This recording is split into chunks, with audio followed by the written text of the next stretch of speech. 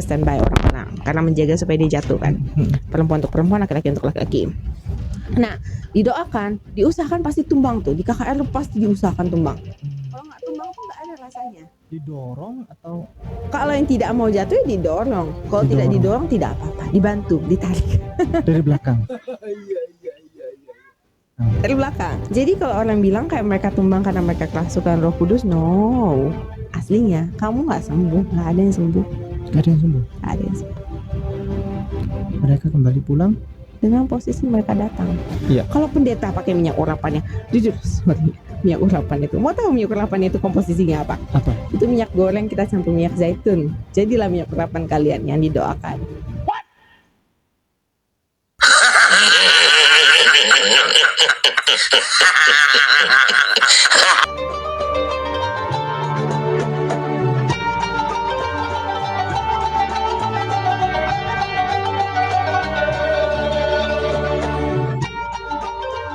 Assalamualaikum warahmatullahi wabarakatuh. Bismillahirrahmanirrahim. Alhamdulillahirabbil alamin. Wa bihi nasta'inu ala umurid dunya waddin. Assalatu wassalamu ala asyrafil anbiya wal mursalin sayyidina Muhammadin wa ala alihi wa sahbihi ajmain. Amma ba'du. Bapak Ibu sahabat Cahyati yang dirahmati oleh Allah. Alhamdulillah di kesempatan kali ini kita jumpa lagi di channel YouTube kami, Cahyati Lepan Mutu. Mudah-mudahan kita senantiasa mendapatkan lindungan dan rahmat dari Allah, mendapatkan taufik dan hidayahnya, mendapatkan ridho dan inayahnya, dimudahkan segala urusannya, dilancarkan rezekinya.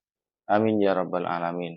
Tak lupa kami ucapkan terima kasih yang sebesar-besarnya kepada para mirsa, para sahabat yang telah mendukung channel kami, telah men-subscribe channel kami. Jazakumullahu ahsanal jazaan jazila. Dan bagi mirsa yang baru bergabung, baru menemukan channel kami, jangan lupa tekan tombol subscribe-nya, nyalakan tanda loncengnya, klik tanda jempolnya, tinggalkan komentar di bawah video ini. Bapak Ibu sahabat Cahyati yang dirahmati oleh Allah, di Kristen itu ada yang namanya misionaris ya, yang bertugas untuk menyebarkan agama Islam Kristen, mempengaruhi umat lainnya termasuk umat Islam, yang biasanya sasarannya itu adalah orang-orang yang kaum duafa, kaum yang tidak mampu, kaum yang kekurangan duit, yang lagi kesusahan, sulit cari duit dari pekerjaan. Ini biasanya menjadi sasaran empuk dari misionaris ini. Dan selain dari itu, misionaris ini mengadakan acara-acara termasuk pengobatan ya, dalam rangka menarik umat lain agar tertarik kepada agamanya. Nanti setelah pengobatan nanti dibawa dan dibaptis ya, dibaptis. Kalau di Islam itu kan disyahadatkan, kalau di Kristen itu dibaptis, sehingga dengan cara ini mereka itu bisa berhasil seperti itu. Apa dan bagaimana, apa saja dan bagaimana saja tentang trik, cara dan triknya para misionaris untuk memurtadkan umat lainnya termasuk umat Islam. Ini akan dijelaskan oleh mu'alaf dari Cina Indonesia, yaitu Jesslyn Thea. Orangnya masih muda dan cantik. Ini mungkin ada yang pemirsa yang masih jomblo, mungkin bisa mendekati Mbak Jesslyn ya. Jesslyn memberikan keterangan dan penjelasan yang sangat mengejutkan ya. Jadi kan dia ini mantan Kristen dan dia ini pernah ikut ambil bagian ketika gereja ini mengadakan acara-acara ibadah KKR dan lain sebagainya pastinya. Nah, kali ini Jesslyn menceritakan ketika dia ini menjadi anggota inti dari KKR, dan kali ini mu'alaf Jesslyn membongkar semuanya. Nah, jadi mu'alaf Jesslyn bukan bermaksud untuk menjelekkan atau menyerang agama lain, agamanya yang terdahulu, tapi ini cuma menceritakan kejadian yang sebenarnya ketika dia ini masih Kristen. Jadi orang-orang Kristen nggak boleh marah, nggak boleh baper ya. kita bicara tentang maraknya pemurtadan lewat jalur KKR. Betul. Jadi di mana KKR ini adalah merupakan tools ya, dijadikan sebagai tools Betul. untuk memurtadkan orang-orang Islam. Buktinya adalah tempat-tempat KKR itu dilaksanakan di tempat-tempat di mana mayoritas orang Islam di situ. Betul? Betul. Ya kan? Sebagai garis bawah, kita garis bawahin dulu ini. Seandainya KKR itu benar, maka tentu rumah sakit tak perlu ada. Termasuk rumah sakit Kristen tak perlu ada. Nah, jadi betul sekali apa yang dikatakan oleh Ustadz Ipung ya. Jadi memang jika KKR itu benar dan betul-betul bisa menyembuhkan, jadi tidak perlu lagi yang namanya rumah sakit, klinik, bahkan dukun pun tak perlu ya. Ya kan? Yang rumah sakit Kristen mahal-mahal itu apa semuanya tak perlu ada. Cukup diselesaikan dengan KKR sembuh. Ya. Iya. Satu. Yang kedua, jikalau KKR itu ada, maka tidaklah perlu ada yang namanya dokter-dokter. Dokter-dokter yang praktek atau sekolah. Karena sekolahnya mahal. Ya kan? Cukup dengan KKR maka selesai semuanya. A few minutes later. Baik, di depan saya sekarang hadir seorang mu'alaf yang dulu pernah menjadi pelaku dari kegiatan KKR itu sendiri. Betul. Pernah menjadi relawan atau bagaimana? Saya memang bertugas. Bertugas. di Betul, situ. itu memang tugas saya karena saya pemusik utama gereja. Nah, saya itu harus ke situ karena saya pemusik utama dan KKR itu sangat identik dengan konser.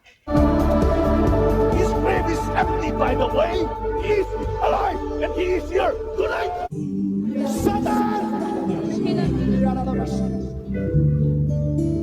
I was lost, but I found it.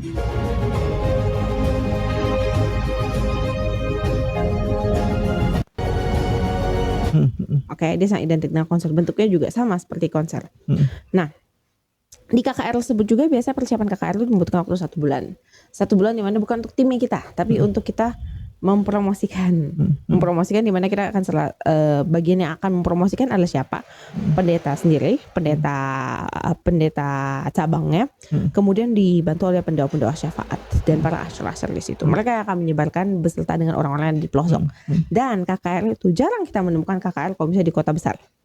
Tuh, KKR tuh paling mayoritas tuh pasti langsung ke pelosok-pelosok. KKR di Papua, KKR di mana, pasti mereka tuh pelosok kecil terpencil dan susah untuk di reach out. Dan biasanya infrastruktur di situ itu sangat tidak mumpuni ya. Mereka sekolah kemungkinan tidak ada pun lokasinya itu jauh, biasa di kota ataupun rumah sakit. Rumah sakit itu jarang sekali ada. Ada klinik kesehatan yang ada. Oke. Dan yang seperti bahkan ya kantor polisi dan lain-lain itu sangat jauh lah. Mereka jauh dari semua fasilitas publik. Oke. Nah, KKR itu sendiri, tujuan kita KKR itu sebenarnya nih memenangkan jiwa. Nah, jadi ternyata KKR itu tujuan utama adalah memenangkan jiwa atau memurtadkan orang. Jadi istilahnya itu ketika ada orang yang beragama Islam, mungkin dia sakit ya, punya keluhan apa, kemudian datang ke KKR dan dihipnotis dan kemudian sembuh. Dan akhirnya dia merasa berhutang budi dan pindah agama ke Kristen. Nah, jadi kemungkinan kesembuhannya ini hanya sementara. Jadi sembuhnya ini tidak akan berlangsung lama. Kita mau menyelamatkan jiwa. Walaupun kita tidak tahu kita selamatkannya kemana, tapi kita selamatkan ini. Jiwa apa itu? Nah, jiwa umat. Domba-domba yang tersesat? Betul, domba-domba yang tersesat. Karena kita domba-domba yang sudah di jalan yang benar. Kita domba-domba yang sudah dipandu oleh Yesus Kristus. Kita domba Yesus. Iya. Jadi kita mau mencari domba-domba lain nih. Nah, kita mau mencari domba-domba lain di pelosok-pelosok itu. Di mana? Karena menurut kita semua orang yang di luar Kristen sesat. Semua orang yang luar Kristen itu ya meninggalnya akan masuk neraka. Betul. Itu yang dipercayakan. Karena kalian tidak percaya kunci keselamatan kita. Kalian tidak percaya dengan penebusan kita.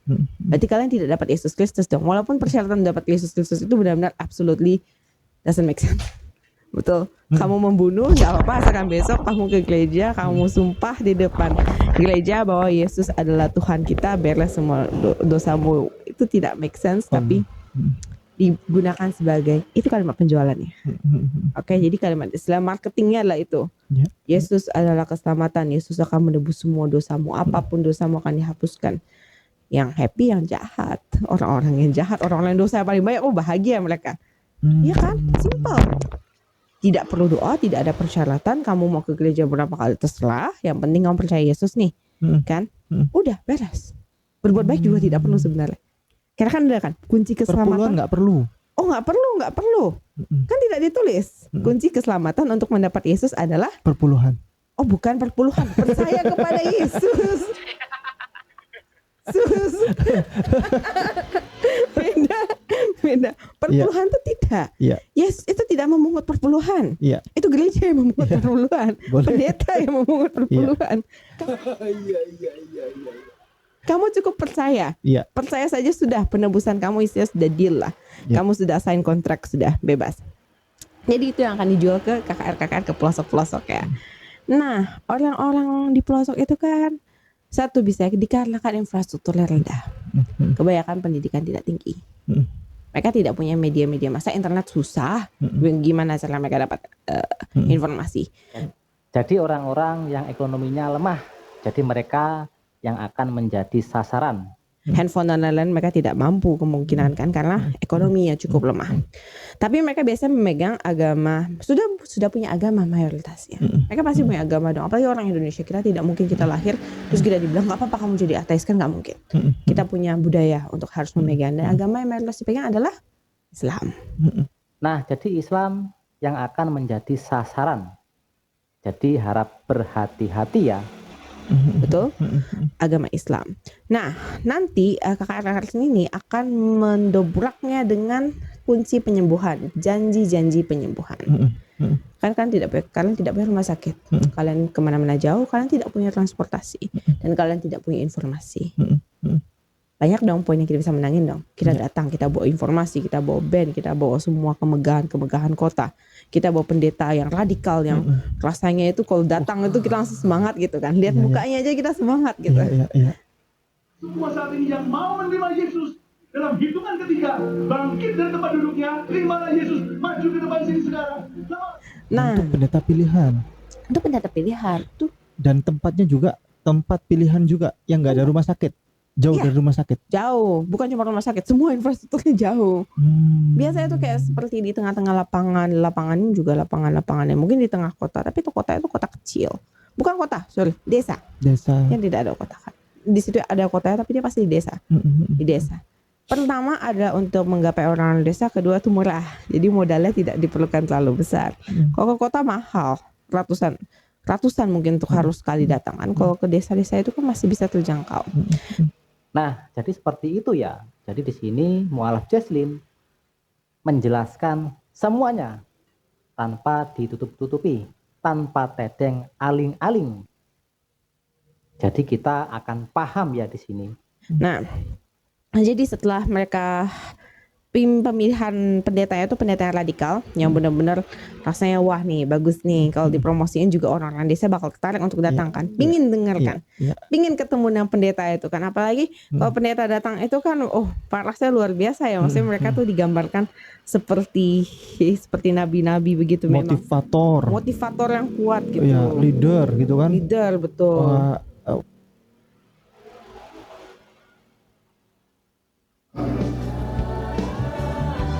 복주 예수님의 스파 타마.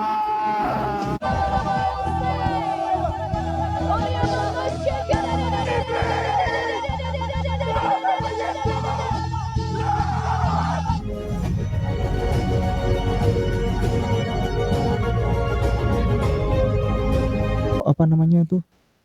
Inspirator. Betul, gitu kan. inspirator yang benar-benar tuh kelihatan. Orator. Iya. Orator, betul. Jadi mereka tuh mampu membuat massa itu benar-benar tuh excited dan benar-benar ingin ingin mendengarkan, kayak semua kata yang dia ngomongin itu kita bisa langsung percaya seperti gitu ya. Nah, pendeta-pendeta itu akan didatangin. Itu latihannya berarti berjenjang ya? Berjenjang itu. berjenjang. Pendeta-pendeta radikal itu Nah, ternyata ada juga sebutan pendeta-pendeta radikal ya. Karena kan orang-orang sebelah ini selalu mengatakan bahwa umat Islam ini radikal dan lain sebagainya. Ternyata ada juga pendeta radikal. pertama mereka latihan berjenjang dan biasanya mereka itu pendeta pengusir setan.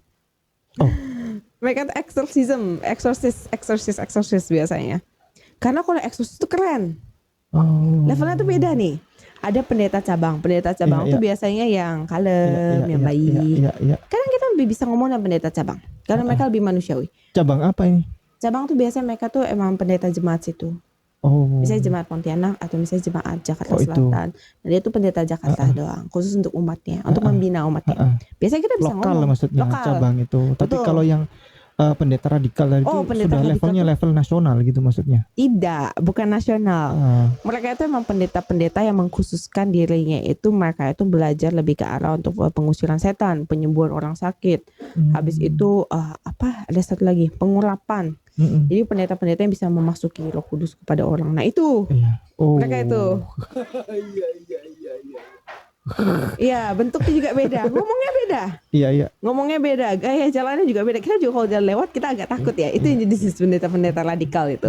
Beda dengan pendeta cabang. Pendeta cabang itu seperti ya kita punya bapak rohani lah. Biasanya kalau kita ada masalah kita bisa ngomongin. Ini beda, jenisnya berbeda jelas.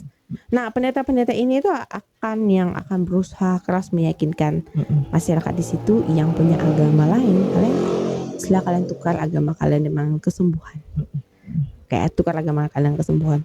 Banyak dong orang-orang di situ mereka tidak punya uang untuk menjalani pengobatan rumah sakit dan lain-lain. Mereka mendingan datang ke KKR.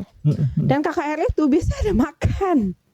Biasa dibagikan makanan atau minuman gratis yang bisa memancing masyarakat. Oh. Asal dananya mencukupi ya. Sembako atau makanan? Makanan. Sembako itu jika kalian murtad. Kalian betul nggak ya murtad ya perkataan? Betul Iya, ya? murtad. Kalau kalian murtad, kalian dari Islam, kalian pindah ke Kristen. Waduh, sembako dikasih. Uang bulanan juga mungkin bisa dikasih kalau. Nah, jadi ini informasi yang sangat penting ya. Jadi ternyata orang-orang yang murtad itu mungkin setelah datang ke KKR dan dia mau menukar agamanya, maka dia akan dikasih sembako dan dikasih uang.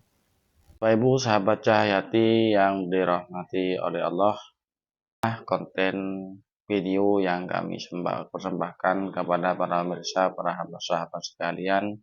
Mudah-mudahan apa yang telah kami sampaikan kepada Bapak Ibu sahabat sekalian bermanfaat, menjadi tambahan ilmu, tambahan wawasan, tambahan pengetahuan bagi kita bersama. Amin ya rabbal alamin. Dari kami, apabila ada kesalahan ataupun kekurangan, mohon maaf yang sebesar-besarnya. Wa akhiran, wabillahi taufiq wal hidayah. Wassalamualaikum warahmatullahi wabarakatuh.